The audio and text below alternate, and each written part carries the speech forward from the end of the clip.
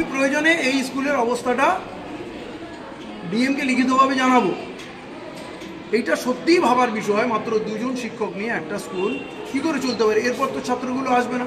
এবং স্যার আমাদেরকে বললেন যদি কখনো অর্ধেক স্টুডেন্টও চলে আসে, মানে 2600 স্টুডেন্টের যদি অর্ধেকও চলে আসে, তাহলে আমরা এখানে ছাত্রদের বসার জায়গা দিতে পারবো না, সব ক্লাসরুমে আমরা টিচার দিতে পারবো না।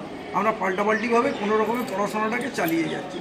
এটা বাস্তব চিত্র, সরকারের ভাবা উচিত এবং জনগণের সচেতন হওয়া উচিত। আমরা ভোট দিই, ট্যাক্স দিই, তাহলে আমাদের প্রয়োজনীয় জিনিসটা ন্যূনতম যেটা বেসিক সেইটা আমরা পাবো না কেন? আমরা যদি এই বিষয়গুলো নিয়ে আলোচনা না করি, খালি রাজনীতির কচকচানি করি, একে ওকে গালাগালি দিই, দোষারোপ করি, তাহলে কিন্তু উন্নয়ন হবে না।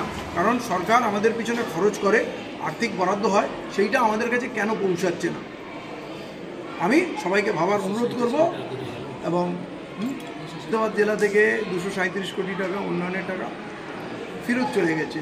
আর এইখানে এসে দেখার পর আমার মনে হয় ওরা হিসাব মেলায় না। এই কাজগুলো এত পড়ে আছে, এত ইম্পর্টেন্ট কাজ, তারপরে আরও অনেক টাকা দরকার, কিন্তু টাকা ফেরত চলে যাচ্ছে। এবং আমি স্পেশালি মুখ্যমন্ত্রীর দৃষ্টি আকর্ষণ করতে চাই।